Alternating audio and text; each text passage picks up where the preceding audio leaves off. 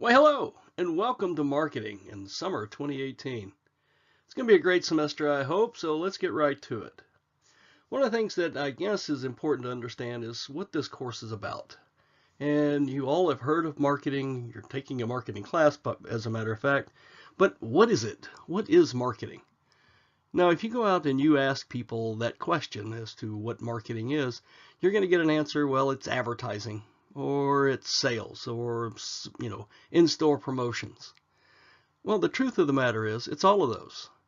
It's a lot of things that goes on with marketing. Now, one of the ways that I like to describe marketing is that if you look at a financial statement for a company, if you look at any of their financial statements, the very top line is revenue. Well, where does revenue come from? To me, that's marketing. Marketing's job is to generate and create revenue for an organization. So marketing is a lot of things, and we're going to talk about many of those things. But one of the things that we have to understand is that marketing is all about creating value for the customer, creating value for the company. So let's dive into it.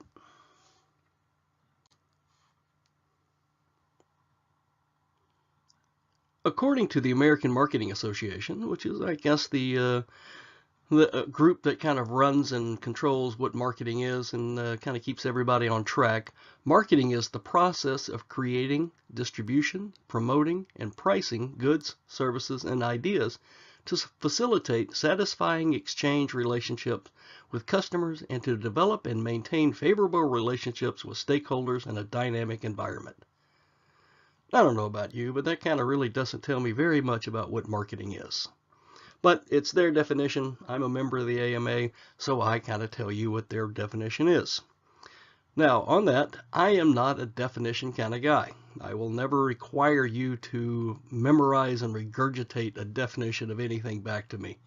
What I do want you to do is I want you to understand what all the concepts mean, what they are. So from this, we can look at that marketing is about creating new product development, okay, distribution, getting the product in the right hands, promoting, which is advertising, and also a little bit of sales, and finding the right price of products, goods, and services. But it's also about creating that exchange relationship to be able to develop a good relationship. This is very important to marketers. So break it down in that regards. Okay? So that's kind of what marketing is from the AMA and also my explanation of what it's all about. So if we break down their definition again in another way, it's about creating, distributing, promoting, and pricing products, all in an effort to create an exchange. An exchange, in other words, is basically you're exchanging your money for a product, or you're bartering one service for another service. So, well, for us, we're going to look at it as kind of giving money to a store or to a company for their products in an effort to create a relationship. Now, because the thing about relationships is that the closer that we are to a company, the more we're going to want to do business with that company. And the more that we can take care of our customers, the more they're going to want to stay with us. So relationship marketing, relationship building is a very critical aspect about the marketing process. So marketing we can look at as a process. Okay, we do all of these things in an effort to create a relationship. Hello, ladies. Look at your man. Now back to me. Now back at your man. Now back to me. Sadly, he isn't me. But if he stopped using lady-scented body wash and switched to Old Spice, he could smell like he's me. Look down. Back up. Where are you? You're on a boat with the man your man could smell like. What's in your hand? Back at me. I have it. It's an oyster with 2 tickets to that thing you love. Look again. The tickets are now diamonds. Anything is possible when your man smells like Old Spice and not a lady. I'm on a horse.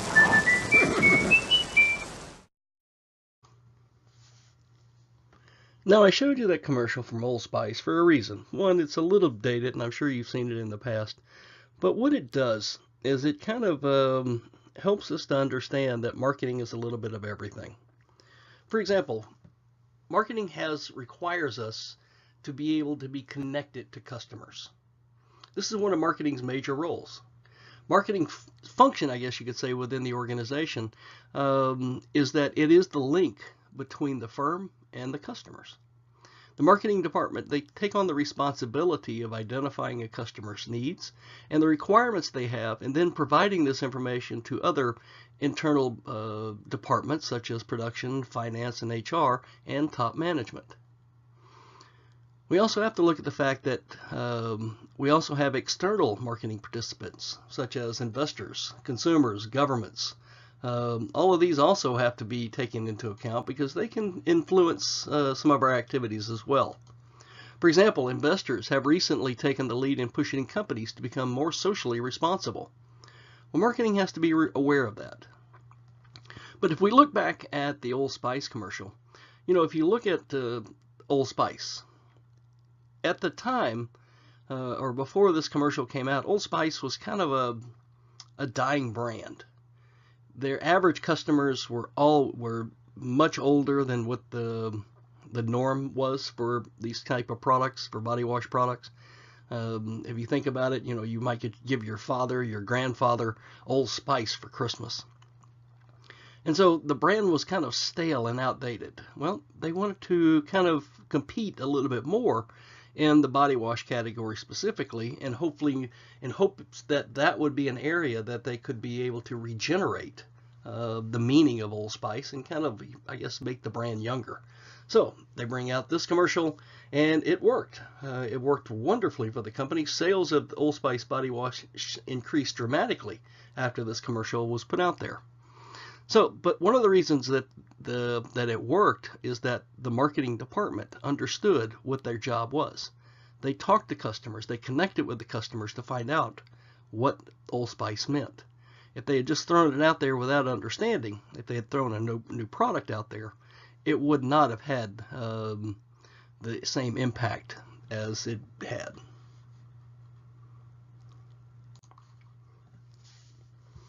So, who's responsible for marketing, though? Well, according to David Packard of Hewlett-Packard fame, he's quoted as basically saying that marketing is far too important to be left to just the marketing department. And he's absolutely right. The entire organization must be responsible for marketing. And by that, I don't mean they have to go out and they have to do the sales or they have to write the advertising. But if something goes wrong, it is going to reflect poorly on the entire organization. For example, imagine that you walk into a retailer and you walk in and the bathrooms are disgusting, the floors are dirty, there's not enough cashiers. Well, is that marketing's job? Is marketing's job to create more cashiers or to hire more cashiers or to clean the bathrooms or mop the floors? Not really. But the point is that because something went wrong, customers have a negative impact or a negative impression of the company. So everybody is responsible for marketing inside an organization. And by that, what it means is that everybody just needs to do their jobs. Now today, those responsible, I guess if you had to put it under one realm, would be under the aspect of the Chief Marketing Officer. The CMO is basically a new kind of position that was created probably 10 or 15 years ago. And CMOs at the time, for about the first 8 to 10 years, were always, I think the average age was about 35 for a Chief Marketing Officer. Unfortunately, their average tenure, or however long they stayed in the company, was about 18 months. So they were hiring for this new position. They wanted some new young blood, and it really didn't work out because there is a lot of things that are required of a CMO. CMOs must have strong quantitative skills today. And this is also to accompany the qualitative skills that they have. They got to be a little bit entrepreneurial so they can kind of create new ways of doing things, but they also have to be a team player. So the thing is that the Chief Marketing Officer runs the marketing department, which runs the marketing program for the entire company. However, they have to do it within the framework of what the organization is looking for.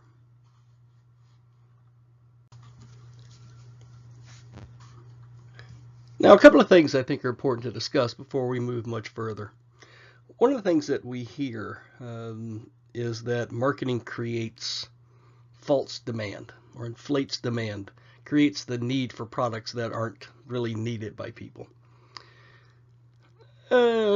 Many ways, I guess we could argue that that's, for many companies, that they probably do that. However, there's a couple of things that we need to understand, and that's where I guess sometimes how we classify or how we characterize something is important. For example, marketing cannot create a need. Needs are food, water, shelter. These are the things that we have to survive. Wants, on the other hand, are basically created based on our culture and our societies. One of the things that we look at here, I have a need for food. My wife has a need for food. You have a need for food. We all have needs for food. But things are different. If we think about, or if I think about what my basic diet would be, I guess you could say I'm a meat and potatoes kind of guy. However, my wife is Chinese. My wife eats rice, a lot of rice. Me, not so much. So why does she eat rice and I eat a lot of potatoes? Culture, society. So the needs that we have are turned into wants based on what our culture and society dictates. Marketing really hasn't touched this whatsoever. Okay? But where marketing does come in is in that aspect of demand. Demand for a specific product. Where our food needs might dictate us to want pizza. Well, a demand, that's something that's been created based on marketing efforts, would be for that pizza to become, I need Papa John's as the pizza. But that only works because of the ability to pay. So, needs are inherent. Needs are there. Culture and society takes those needs, turns them into wants. Wants are therefore turned into demands based on one's ability to pay. Okay? So, but marketing does have its share of things that we have created, a false requirement of having a certain item or a certain product that everybody else has, so I've got to have it. But again, that is a bigger picture that is not in the realm of marketing in my view.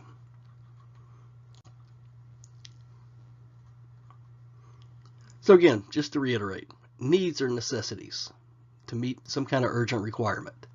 A want is a desire for something that is not really essential. Food is a need, but the desire for ice cream, that's just a want. Okay? And marketing can be used to turn a want into a perceived need, but not always. You know, one of the things, for example, think about bottled water. Okay? Now, we need water. As humans, our bodies need water. But why is it that we purchase bottled water? Is there a need there? Well, the need is for the water, not for the bottle. Many of you are going to probably carry around your own bottle that you fill up at home and take with you, or you fill up at one of the handy little dispensers we have on campus, and that's perfectly fine. Others purchase a bottle of water for their convenience. Okay? Again, it's their choice. But I think marketing might have had a little bit to do with the crave that we have generated of wanting and spending money for bottled water. But again, if you're drinking water, it's not always a bad thing. It's better than the alternatives that we drink.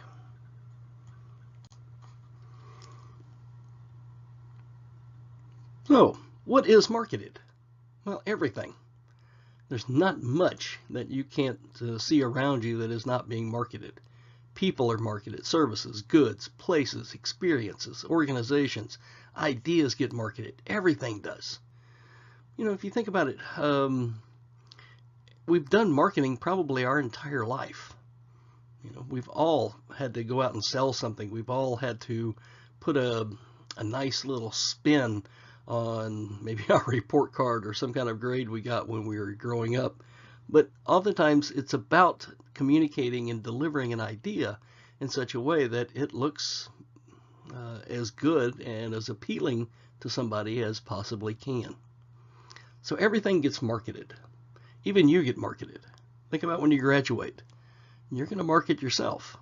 Okay? You're going to do all of the things that we're going to talk about during this semester or this term to get a job. It's just what we do.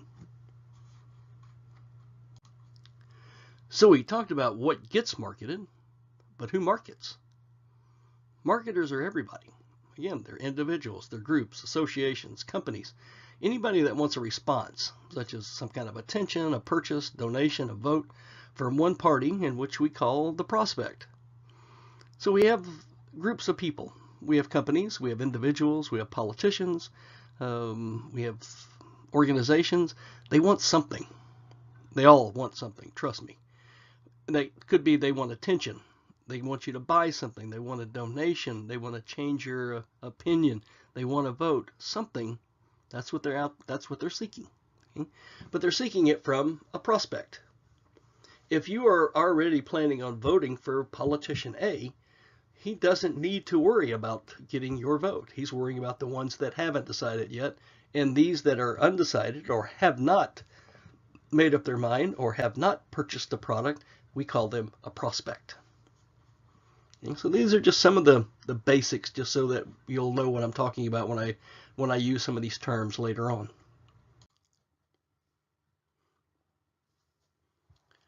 One of the most important aspects that I want you to take away from this course is what we call the marketing concept. Now, the marketing concept, I guess if we want to define it, is basically an organizational philosophy dedicated to understanding and fulfilling consumer needs through the creation of value. A couple of things I want you to take away from there. One, it's an organizational philosophy. The entire organization has to be behind this. Two, it's about understanding and fulfilling consumer needs. Three, it's about creation of value. But think about what that means. If I understand what your needs are and I deliver what you need in such a way that you have received value, what are the odds you're going to shop with me again? That's what it's about. If I can take care of you, if I can give you what you're looking for and do it in such a way that you feel that you got value, you'll buy from me again. It's pretty simple.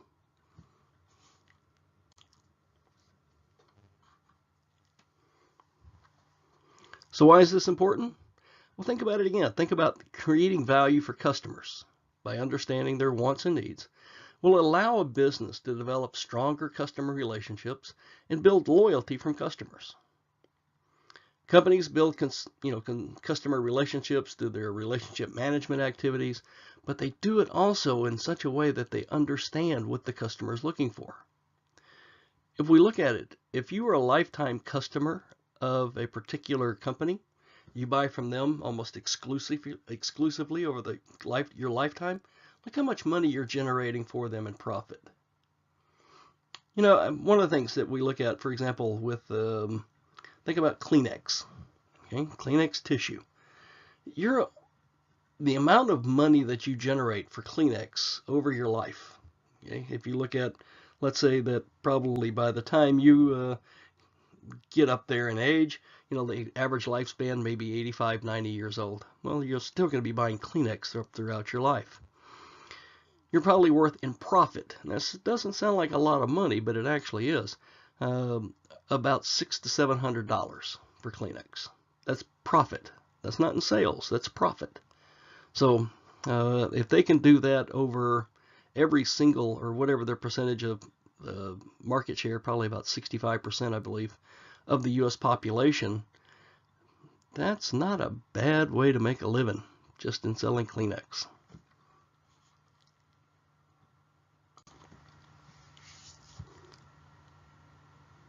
You know, we got to the marketing concept based primarily on competition, because competition has been a key reason for this, in that if you don't take care of your customer, somebody else will. So the thing is that companies are faced with other competitors that are out there constantly trying to take their customers away from them by offering and doing things stronger, better, faster than they are. So if companies don't take care of their customers, they will lose them. So here, it's all about being committed to delivering superior customer satisfaction. The better I take care of my customers, the more likely they're going to stay with me. That's what I want.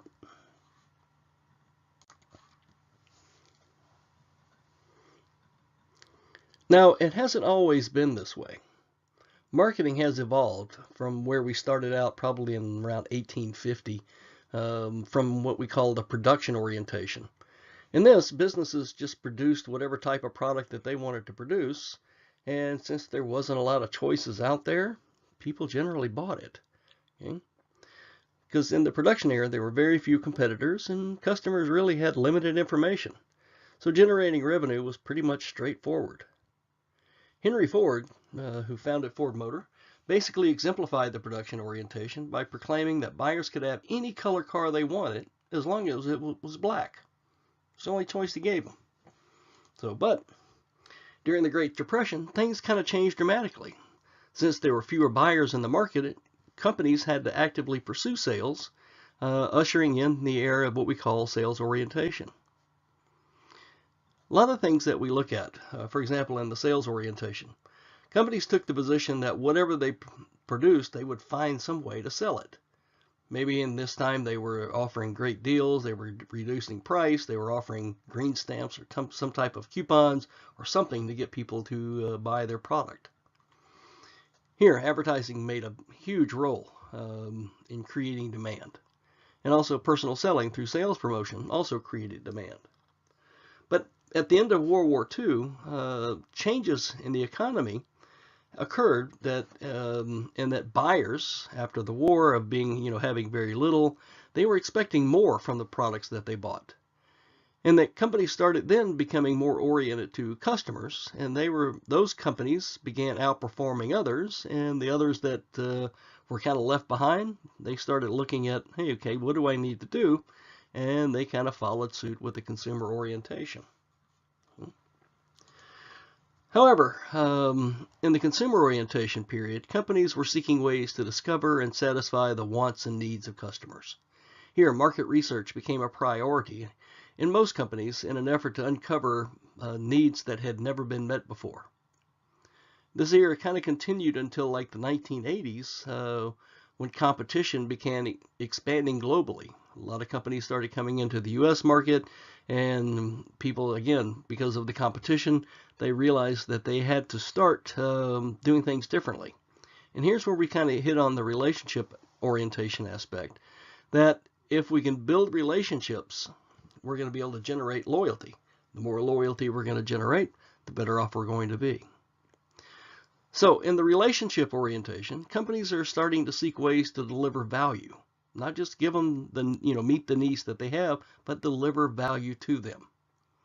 Here, again, they want to build that long-term relationship.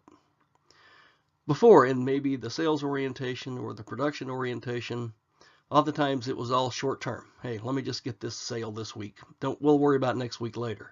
But now, they're looking on, I want to take care of customers over the long haul. The more I take care of them, the more it's going to be good for me. Now, this slide kind of outlines where things happen.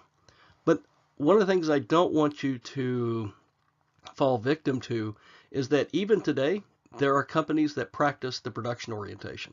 There are those that practice the sales orientation. There are those that practice consumer orientation. Just the bulk of them, some of the more successful ones, are basically practicing relationship orientation because markets do change. But these other orientations still survive, and they basically still thrive in certain categories.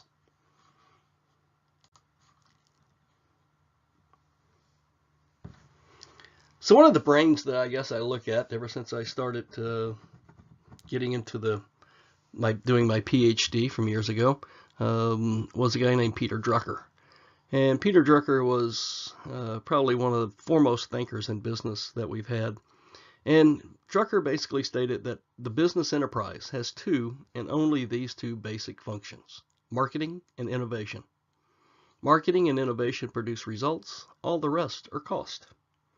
That's still true today, even though Drucker said it about 50 years ago.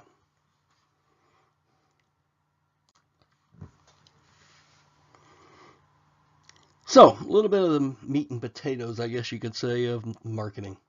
And here we come to the aspect of marketing functions.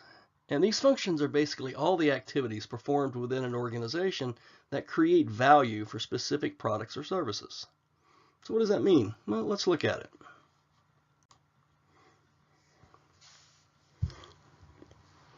We can say that the functions that marketing performs kind of fall under three different categories: the exchange function, the physical function, and the facilitating function. Now, the exchange function are those aspects of those duties that marketing performs that promote and enable the transfer or ownership of a product. These things include things like pricing and promotion, selling, public relations, advertising, things like this. The physical function, this kind of allows for the function of for the flow of goods from a producer, the manufacturer if you will, to the consumer. And this includes all the things that are included in the place or distribution element of the 4 Ps, which we'll talk about soon. The physical function takes into account things like shipping, warehousing, packaging, stuff like this. Third, we have the facilitating functions, and these are all the activities that assist in the execution of the exchange and physical functions. Examples here include things such as marketing information process, such as market research and relationship management, after-sales support and service, all of things like this. All of these things work together to generate revenue for the company, because this is where it all feeds into what marketing is required and supposed to do. But probably an easier way to look at what marketing is supposed to do is to look at what I call the task of marketers. Marketers are required, in my mind, to develop strategies. Developing strategies to generate more sales, generate higher prices and profitability. Marketers are required to capture insight, learn about what's going on in the marketplace. Again, we are the connection between the organization and the environment. Marketing's job is to connect with customers, find out customers, talk to customers, learn about customers, make that connection so that those customers will always come back to us. Marketers also must build strong brands. As we're going to see later in the semester, the most valuable thing that any company owns, and you yourself own as well, is a brand. Okay? A brand for you is going to be your name. Marketers shape the offerings. Okay? This is new product development. Deliver value, communicate that value, all in an effort to create long-term growth. Pretty easy things, right? Well, I think so.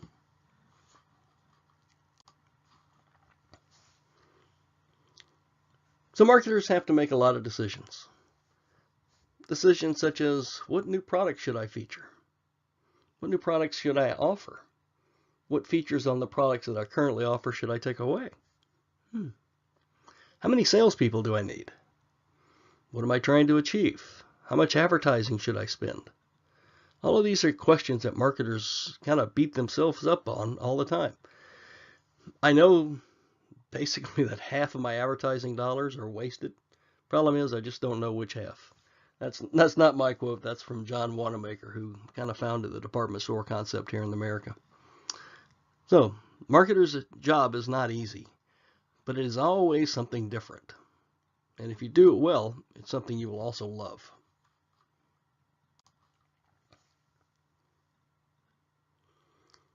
So, last couple of things here. Oftentimes you're going to hear some abbreviations, you're going to hear some acronyms, and it's kind of important to know what they are. Oftentimes you may hear somebody talk about the 5 C's. Well, the 5 C's are customers, company, context, collaborators, competitors. I'm not one that really delves into the 5 C's too much as a concept, but just so that, because others may use it, I want you to be able to understand what it means. But what I do use a lot of is STP, segmentation, targeting, and positioning. That's critical for marketers. And of course, the 4 Ps. 4 Ps are basically the basics of marketing. Everybody that is in business has to know what the 4 Ps are. The 4 Ps: product, price, place, and promotion. So I'm going to tie those last two together, STP and 4 Ps together on our last slide. So as you can see here, I have basically the 4 Ps surrounding the customer: the product, price, place, promotion. But which customer? Well, that's the question that marketers are always trying to figure out. And to determine which customer, that's where we use the aspect of segmentation, targeting, and positioning. Segmentation is about breaking customers or breaking groups of customers into smaller groups so that everybody in one little group is unique in the features that they have or features that they're looking for, the amount of money that they're willing to pay for a product, things like this. So marketing is all about getting the right customer, finding the customer that is right for your brand, and delivering a product to them at a price that is going to be profitable for the firm and attractive to the customer. Get the product to them in the place that they are expecting or would be willing to get the product, and connecting with them through advertising or other factors that is going to leave them wanting your product. So it's all about segmentation, targeting, and positioning, and the 4 Ps: product, price, place, and promotion. So together, when we talk about the 4 Ps, we also refer to it oftentimes as the marketing mix. So oftentimes those two terms are used interchangeably. All right, well, that wraps up the first lecture for the week. I hope to get the rest of them flowing right along. Sorry for the delay in not having these lectures up earlier, but as I said in my notice, I had lost the drive. I had 6 lectures already recorded, and it was in an external hard drive, and that, unfortunately, it became corrupt, and I can't get to it.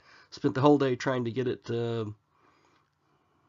I guess uncorrupt, I guess is the word I'm looking for right now, but to no avail, so here we're going again. All right, thanks a lot, and look forward to it. If you have any questions, comments, please let me know. If the quality of the audio is not working out great, also let me know that too. All right, look forward to the next lecture coming up whenever I get up on it, hopefully in the next 12 to 15 hours, probably be Wednesday night before it gets there to you. All right, thanks a lot.